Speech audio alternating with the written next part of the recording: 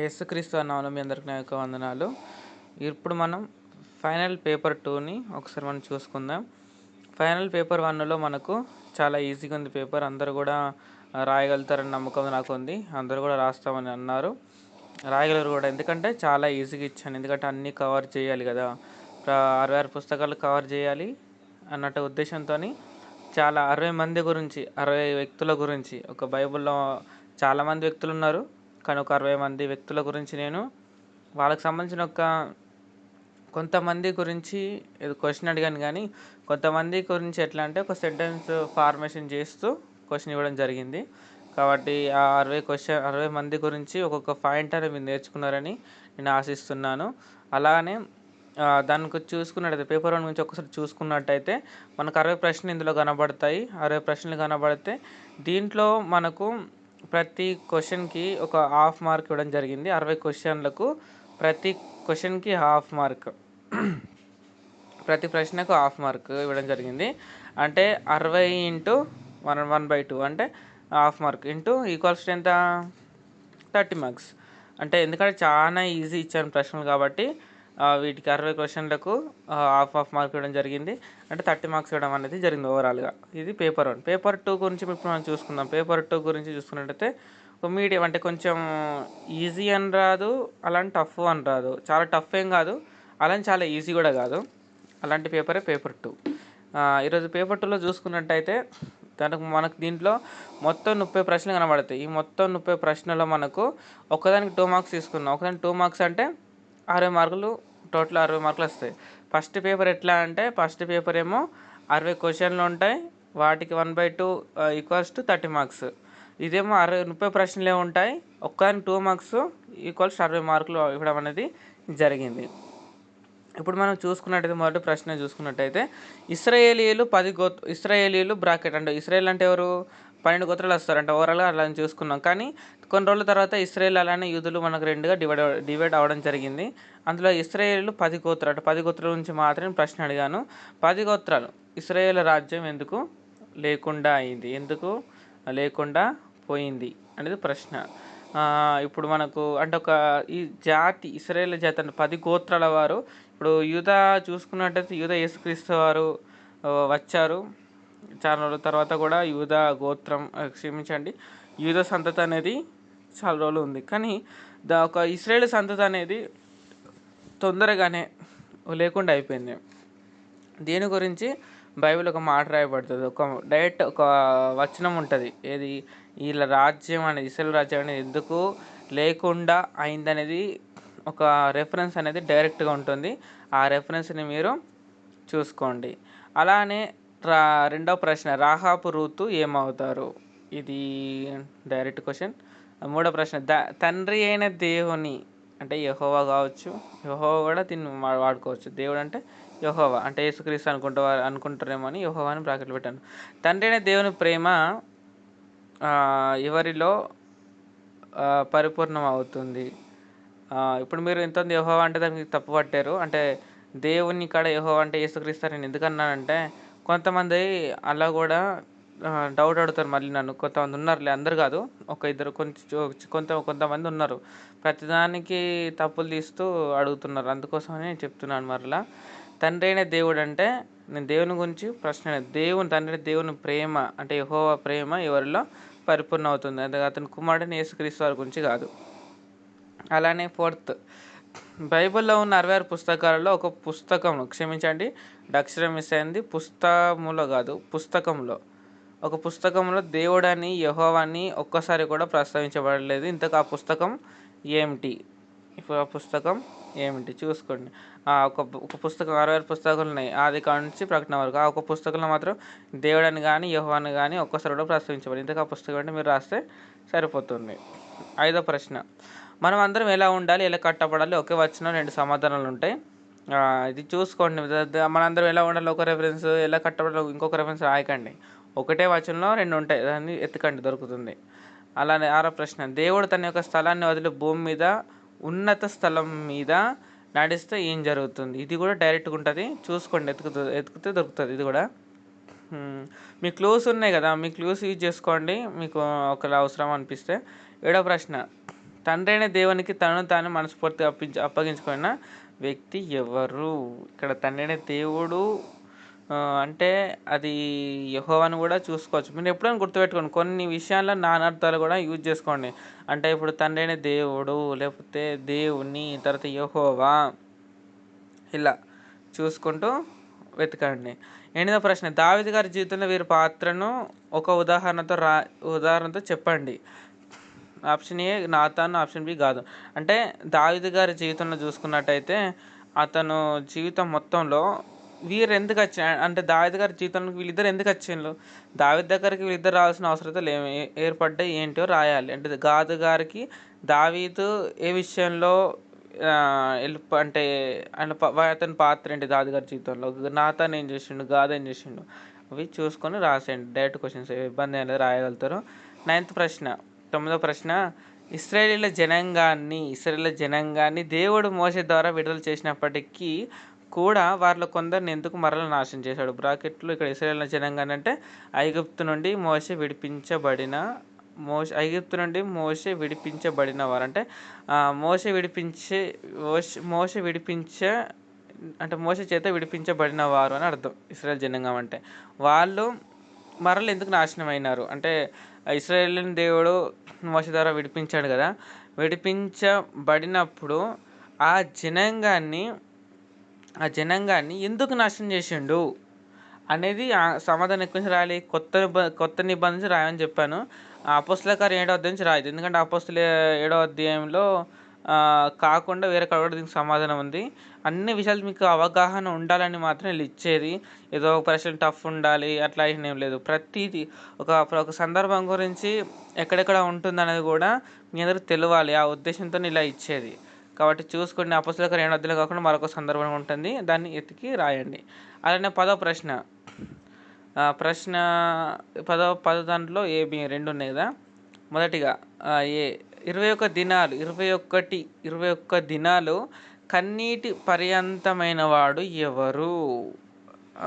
B కూడా 3 వారాలు దేవుని దూత నిద్రించినది ఎవరు? ఈ 2 ప్రశ్నలు కూడా ఒక పుస్తకంలోనే ఉంటాయి, అందుకే ఏబి అని 2 ఇవ్వడం జరిగింది. ఇది 2 మాత్రం ఒకటే పుస్తకంలో ఉంటాయి. ఇప్పుడు మీకు ఎట్లా అంటే ఇది 21 దినాలు 3 వారాలు చూసుకోండి. 3 వారాలు అంటే 21 దినాలు కావచ్చు, 21 దినాలు అంటే 3 వారాలు కూడా కావచ్చు. దాన్ని కొంచెం అసలు ఆలోచించండి.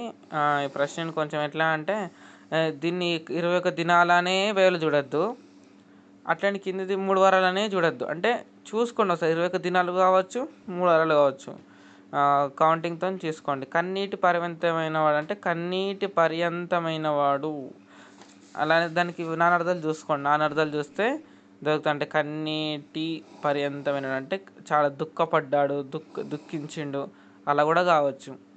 3 వారాలు దేవుని దూతను ఎదిరించింది ఎవరు? 3 వారాలు అంటే 3 వారాలను ప్రస్తావించవచ్చు, అక్కడ 21 దినాలను కూడా ప్రస్తావించవచ్చు.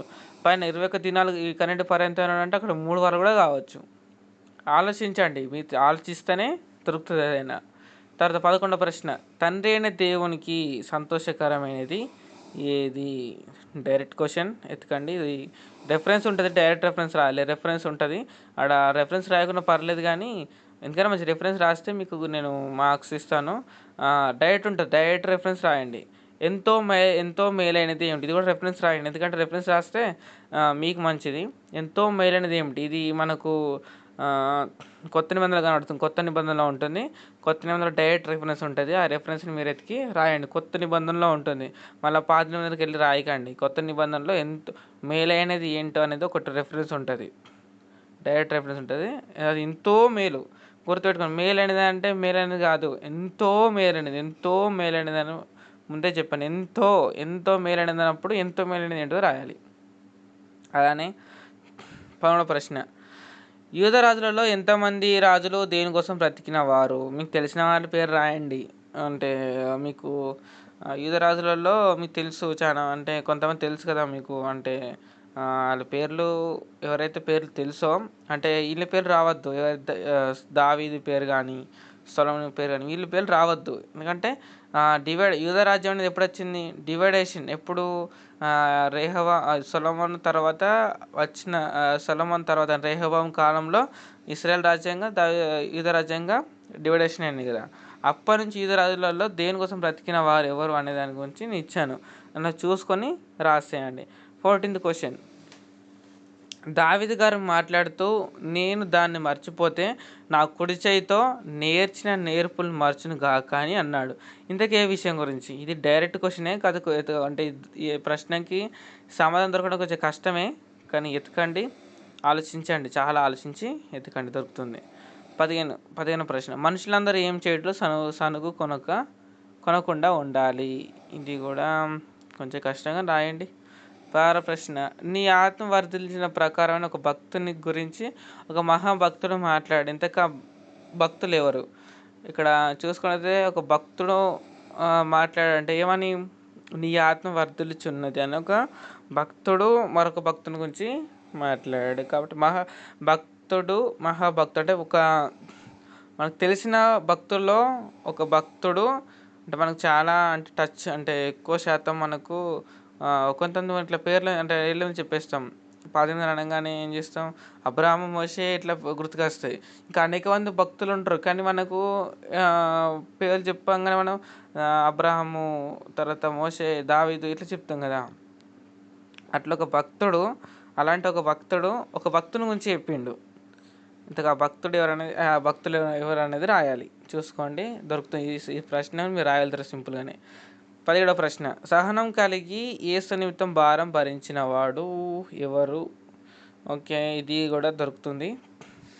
తర్వాత 18th, ప్రతి మనిషి వినుటలో, మాట్లాడటం, కోపించుటలో ఇలా ఉండాలి. ఇది కూడా సింగిల్ రెఫరెన్స్ ఆన్సర్. ఇది ఒకటే రెఫరెన్స్లో వీటికి ఆన్సర్ ఉంటుంది, ఎతకండి.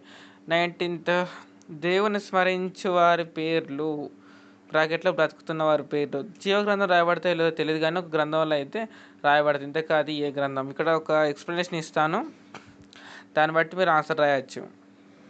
ఆ ఎక్స్ప్లెనేషన్ ఏంటంటే మనం ఏం చేసినా అంటే జీవగ్రంథంలో మన పేరు ఎక్కాలంటే ఎలా ఉండాలి? మనం నీతిమంతులుగా ఉంటే సరిపోతుంది. కానీ నేను అడిగిన ప్రశ్న ఒక సమాధానం అంటే ఏ పుస్తకం ఆ పుస్తకంలో ఏ పేర్లు రాయబడతాయి అంటే మనం స్మరించినప్పుడు మన దేవుణ్ణి మనం ఇప్పుడు మీకు ఎలా చెప్పాలి? ఇప్పుడు మన ఇంటికాడ ఉన్నాం, ఇంట్లో ఉన్నప్పుడు కుటుంబ ప్రార్థన చేస్తాం. చేసినప్పుడు మన జీవితం సరిగా లేకున్నా ఏం చేస్తాం? ఒక పాట పాడుతాం, లేకపోతే వాక్యం చదువుతాం. మనం దాని ప్రకారంగా వాటిని మనం ఆచరించాం. ఒక పాట పాడిన ప్రకారం జీవితం ఉండదు, ఒక వాక్యం చదివినప్పుడు వాక్య ప్రకారం జీవితం ఉంటుంది. కానీ మనం ఏం చేస్తాం?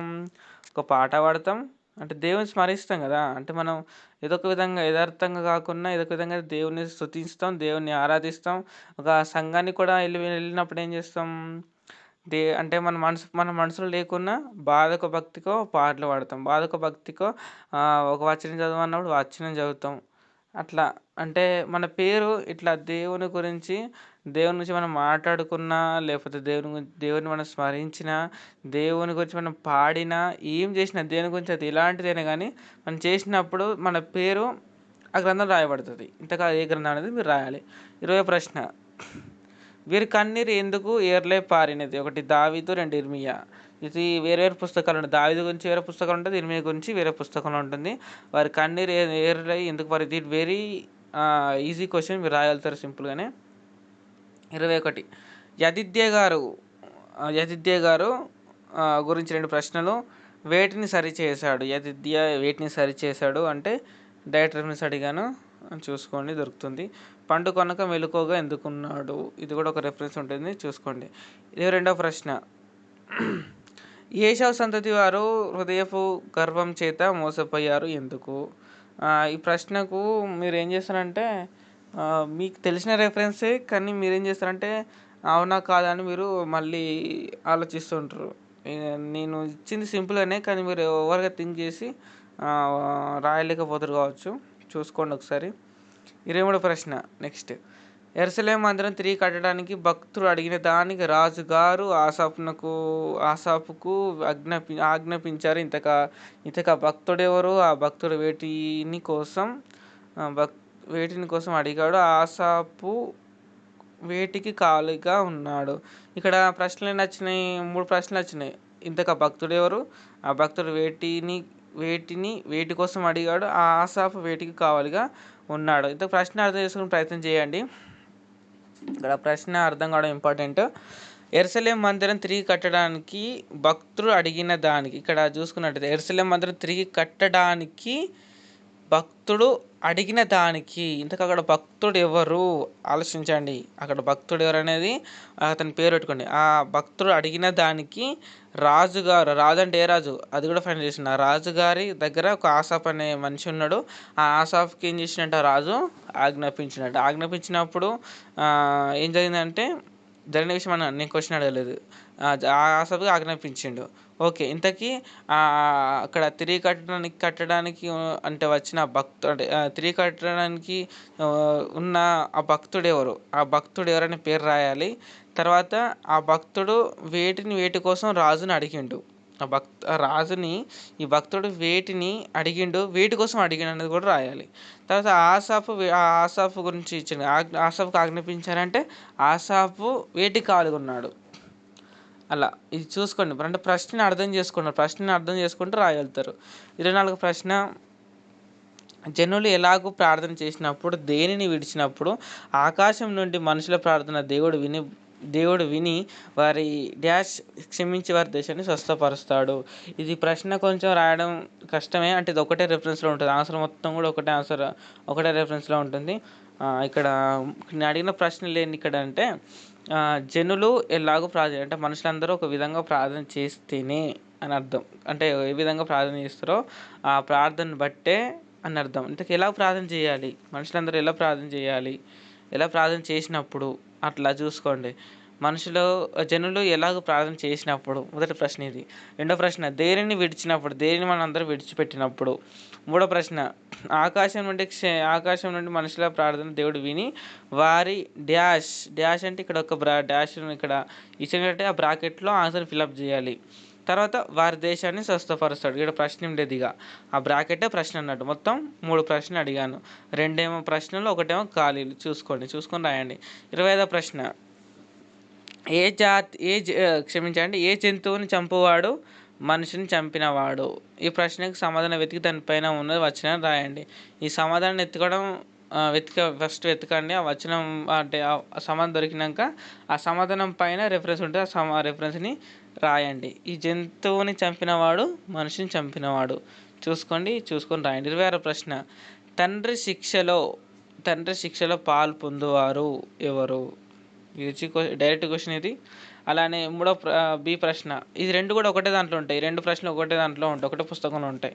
పరలోకమందు జీవగ్రంథం అలానే జ్ఞాపకార్థ గ్రంథం కాకుండా మరొక గ్రంథం కూడా రాయబడి, ఇంతగా గ్రంథం ఏమిటి?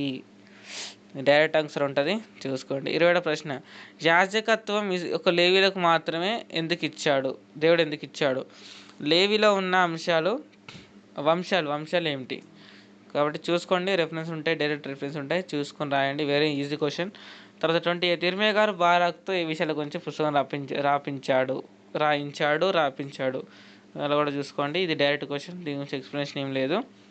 అలానే 29వ ప్రశ్న, యేసుక్రీస్తు వారిని చూడడానికి లేదా అంటే బ్రాకెట్లో జన్మించినప్పుడు వచ్చినవారు ఎవరెవరు, వారికి ఇవ్వబడిన అనవాలు ఏమిటి? ఇది మీకు నేను అసలు దీనికి ఎక్స్ప్లెనేషన్ కూడా అవసరం లేదు, మీరు ఈజీగా రాసిస్తారు. ఎందుకంటే ఇన్ని రోజుల్లో జరిగింది అదే, క్రిస్మస్ ఉంది కాబట్టి. మీరు ఆల్రెడీ దాని గురించి ఎన్నో మెసేజ్లు విని ఉంటారు, రెఫరెన్స్ చదివి ఉంటారు, సింపుల్ రాయగలుగుతారు. కాబట్టి చూసుకోండి, రాసేయండి. 30వ ప్రశ్న కొంచెం అర్థం చేసుకోండి, అంటే ప్రశ్నని అర్థం చేసుకుంటూ రాయండి. 30వ ప్రశ్న, యెహోవా దృష్టికి మేము పాపం చేసిన వారం అని ఇశ్రాయేలీయులను చెర నుండి విడుదల చేసిన వ్యక్తి ఒప్పుకుంటే అతని దగ్గరకు ఒకరు వచ్చి మేము పాపం చేసిన వారం అని ఒప్పుకున్నాడు. ఇంతకు ఎవరు ఆ వ్యక్తి? ప్రశ్న అర్థం చేసుకోండి. ప్రశ్న ఇంత పెద్ద ఉందని కాదు, ప్రశ్న అర్థం చేసుకోండి ఫస్ట్. ప్రశ్న అర్థం అవుతే సమాధానం ఆటోమేటిక్గా దొరుకుతుంది. ఇలాంటి వాటికి యెహోవా దృష్టికి పక్కకు పెట్టండి. మేము పాపం చేసిన వారం అంటే దేవుని దృష్టికి మేము పాపం చేసిన వారం అని ఇక్కడ మాట్లాడిన ఫస్ట్ ఇచ్చిన సెంటెన్స్ ఇది లైన్. తర్వాత ఇశ్రాయేలు చెర నుండి విడుదల చేసిన వ్యక్తి అంటే ఇక్కడ ఎవరు? ఇశ్రాయేల్ నుంచి చెర నుంచి విడుదల ఎంతమంది చేసినారో వారిలో ఒకరి పేరు వేసుకోండి. ఇక్కడ ఫర్ ఎగ్జాంపుల్ నేను చెప్తున్నాను, అసలు ఆన్సర్ అది కాదు, విడుదల చేసిన వ్యక్తి కూడా అతను కాదు. ఫర్ ఎగ్జాంపుల్ చెప్తున్నా, మళ్ళీ నాకు తప్పు తీయద్దు. మోషే అనుకోండి, యెహోవా దృష్టికి మేము పాపం చేసినవారా అని మోషే ఒప్పుకుంటే, ఇక్కడ వ్యక్తి ఒప్పుకుంటే అంటే మోషే ఒప్పుకుంటే అతని దగ్గరికి ఒకరు వచ్చి, అంటే ఎవరైతే విడుదల అయినారో వారిలో ఒకరు వచ్చి మేము పాపం చేసిన వారమని ఒప్పుకున్నాడు. ఇంతకీ ఎవరా వ్యక్తి? ప్రశ్న అర్థమైంది అనుకుంటున్నాను. కాబట్టి ఈ ప్రశ్న అర్థమైందని అందరికీ ఆశిస్తున్నాను. అలానే మీరు మాత్రం చాలా జాగ్రత్తగా రాయండి ప్రశ్నలు. అంటే ప్రశ్న పేపర్ 1 అయితే ఈజీగా ఉంది, దాన్ని రాయగలుగుతారు సింపుల్గానే. కానీ పేపర్ 2 ఎలాగంటే ఈజీ అనిపిస్తుంది, అలాంటి టఫ్ కూడా అనిపించదు, కానీ మీడియం ఉంటుంది. కాబట్టి ప్రశ్నలకు టెన్షన్ తీసుకోకండి. ఈ పేపర్ 2కి మీరు టెన్షన్ తీసుకుంటే ఆన్సర్ తప్పుగా రాస్తారు. టెన్షన్ తీసుకోకుండా సమాధానాన్ని కూల్గా సింపుల్గా రాస్తే దొరుకుతుంది. ఓవర్గా అంటే మరీ ఓవర్గా థింక్ చేయకండి. ఓవర్గా థింక్ చేసేంత ప్రశ్నలు ఇందులో ఏం లేవు. కానీ కొన్ని ప్రశ్నలు, ఒక 30 ప్రశ్నల్లో ఒక 5-6 ప్రశ్నలు మాత్రం ఓవర్గా థింక్ చేయాల్సి ఉంటుంది. అంతకుమించి మిగతా అన్నీ కూడా ఆలోచిస్తేనే దొరుకుతుంది. ఆలోచించినప్పుడు దొరుకుతలేవని డిసప్పాయింట్ కాకుండా ఎతకండి, దొరుకుతాయి. అలానే మీకు క్లూస్ ఎన్ని ఉన్నాయో నాకు తెలియదు.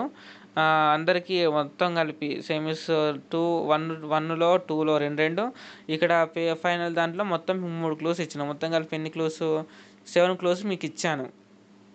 ఆ 7 క్లూస్లో మీరేం చేసినారంటే, చాలామంది క్లూస్ని అసలు యూజ్ కూడా చేసుకోలే. ఈ 7 క్లూస్ని అసలు యూజ్ కూడా చేసుకోవాలి. చాలామంది యూజ్ చేసుకోలే ఈ క్లూస్ని. కానీ ఎవరైతే కొంతమంది మాత్రమే, ఒక 3-4 మాత్రమే క్లూస్ని యూజ్ చేసుకున్నారు, అంటే సెమీఫైనల్లో. కాబట్టి వాళ్ళకు మాత్రం 3 ఉంటాయి. సెమీఫైనల్స్లో ఎవరైతే క్లూస్ యూజ్ చేసుకున్నారో, అంటే అక్కడ 2 మొత్తం 4 క్లూస్ యూజ్ చేసుకున్నారో, ఇక్కడ ఫైనల్లో వాళ్ళకు 3 క్లూస్ మాత్రమే ఉంటాయి. లేదా అక్కడ క్లూస్ యూజ్ చేసుకోలేదు అంటే సెమీఫైనల్స్లో క్లూస్ యూజ్ చేసుకోకపోతే అవి 4 ప్లస్ ఇక్కడ 3 మొత్తం 7 క్లూస్ మీకు ఉంటాయి. కాబట్టి అర్థం అనుకుంటున్నాను. క్లూస్ని అంటే మీరు తప్పదంటే అడగండి, ఎందుకంటే ఇంకా ఫైనల్ పేపర్ ఇంకొకటి కూడా ఉంది, థర్డ్ పేపర్ కూడా ఉంది రేపు. థర్డ్ పేపర్ పెట్టినప్పుడు మళ్ళా దాంట్లో ప్లస్ దీంట్లో అన్నీ క్యారీ చేసుకోండి. అన్నీ చూసుకొని మీరు క్లూస్ అడగండి. పేపర్ 1, పేపర్ 2, పేపర్ 3 3 పేపర్లు చూసి ఆ 3 పేపర్లలో మీకు ఏ ప్రశ్న కఠినంగా అనిపిస్తే, ఏ ప్రశ్నకు మీకు ఎంత ఎత్తున దొరకదో దానికి మీరు క్లూ అడగండి. 7 క్లూస్ అంటే చాలామందికి 7 క్లూసే ఉన్నాయి. ఆ 7 క్లూస్ అంటే నేను మీకు చెప్పేది అంటే పుస్తకం పేరు మాత్రం చెప్తాను అంతే. పుస్తకము మాత్రమే చెప్తాను. మళ్ళీ మీరు క్లూ అనగానే ఏ అధ్యాయంలో అడగద్దు.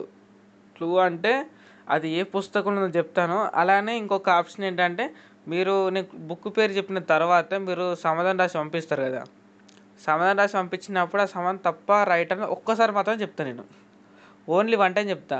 ఫస్ట్ బుక్ పేరు చెప్తాను, తర్వాత మీరు ఆన్సర్ రాసి పంపించినప్పుడు అది అవునా కాదని చెప్తాను ఒకటేసారిగా. తర్వాత మీరు ఏం రాసినా, తర్వాత రాంగ్ రాసినా సంబంధం లేదు.